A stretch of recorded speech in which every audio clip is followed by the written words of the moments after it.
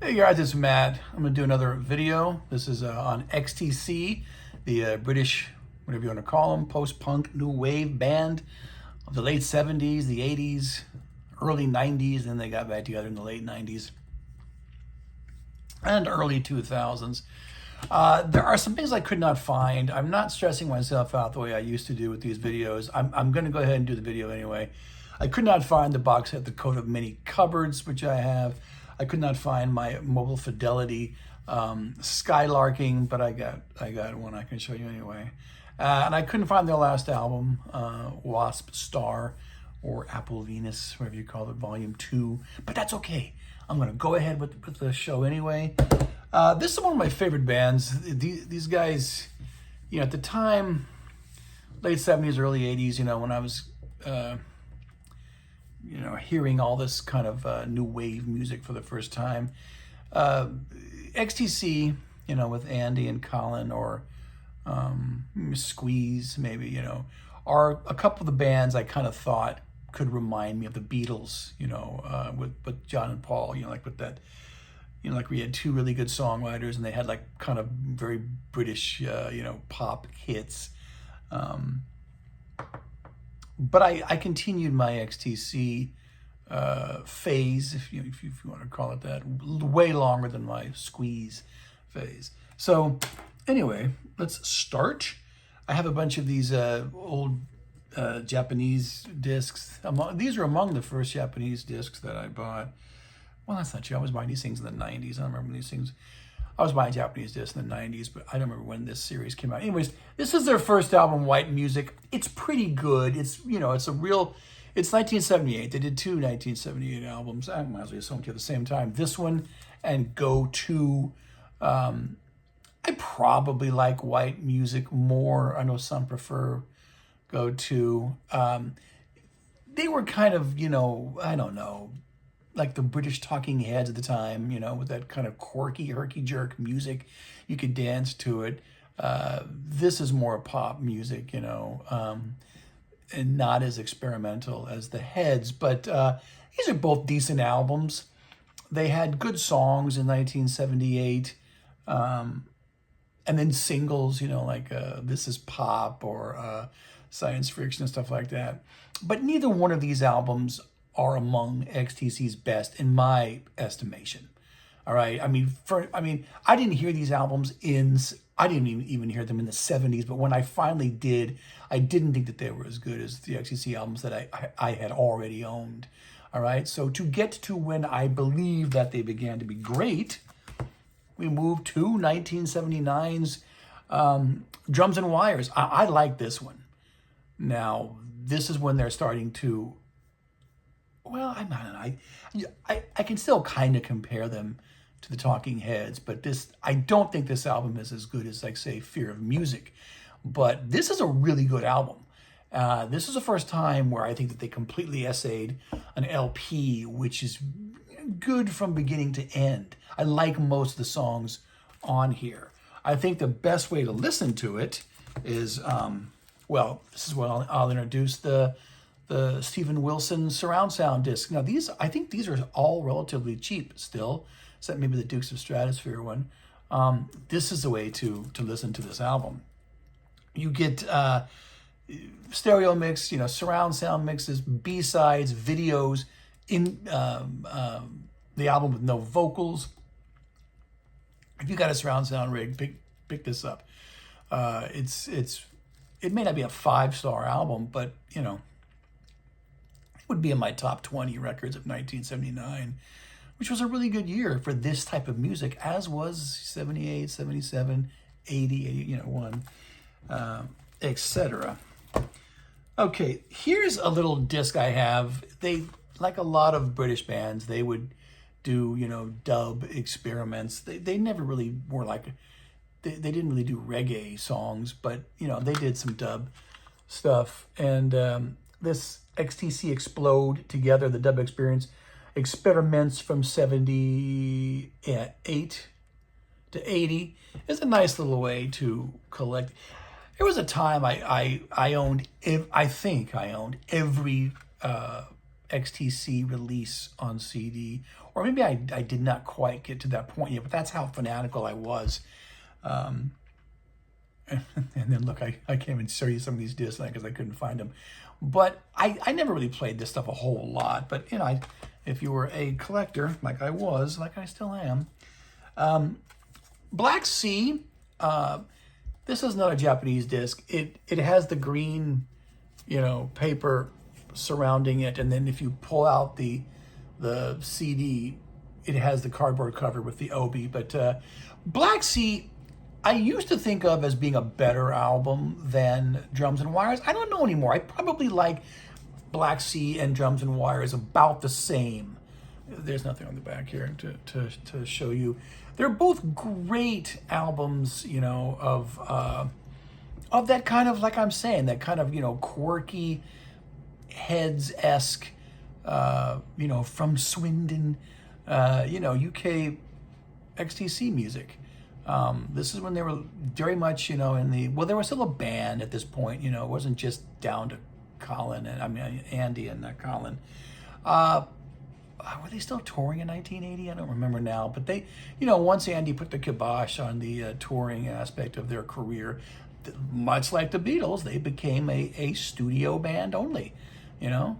So, yeah, I definitely so far recommend Drums and Wires and Black Sea.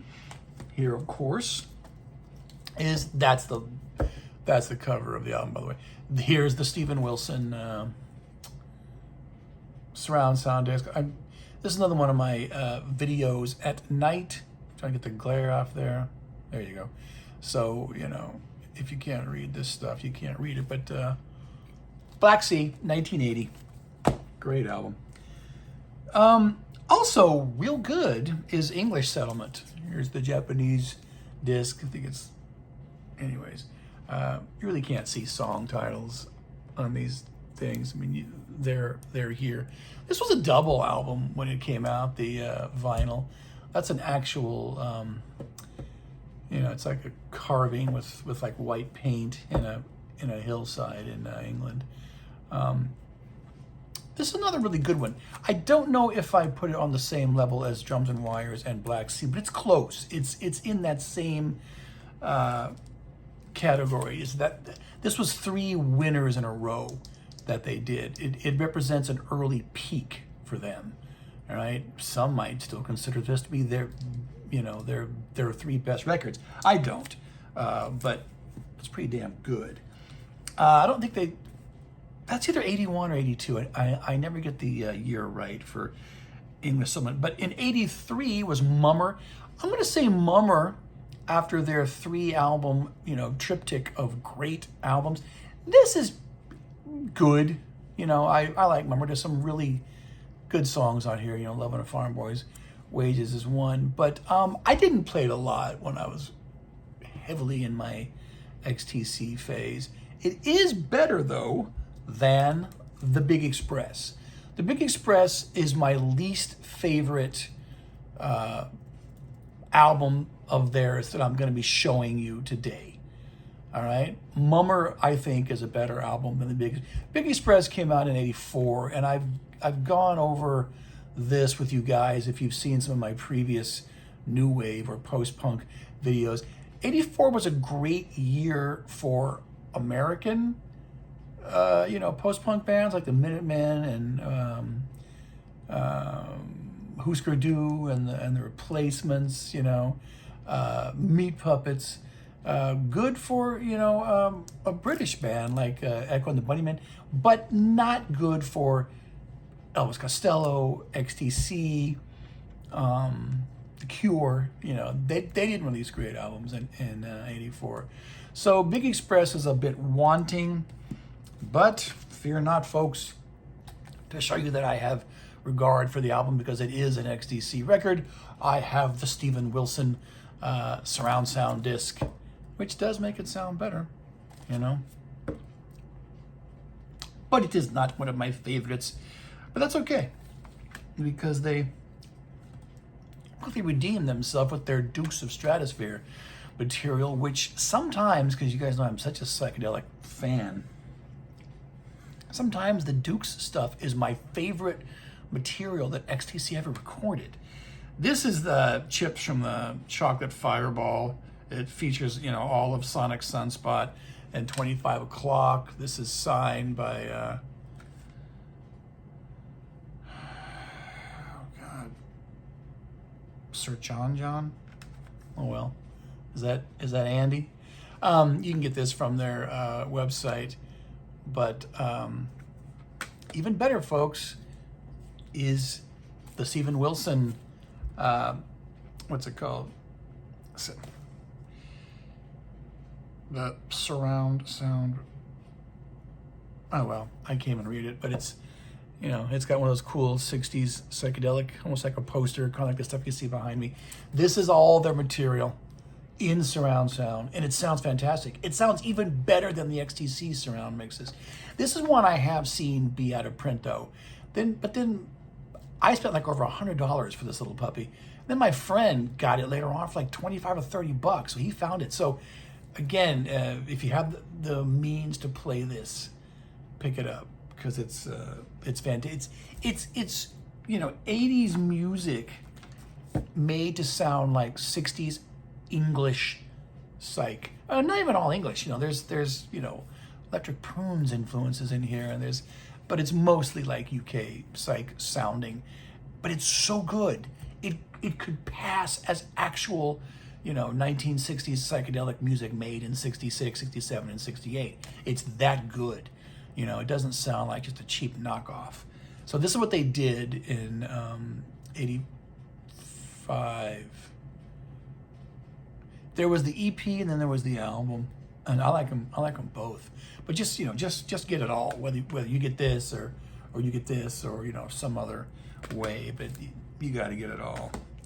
Okay, 1986, probably still, it was at the time, probably still my favorite XTC album is Skylarking. Like I said, I couldn't find my MoFi gold disc, but this is that's the Steven Wilson version. I'm sorry, I'm not really going over any songs. I mean, I'll just pull up this one here, the Dukes one.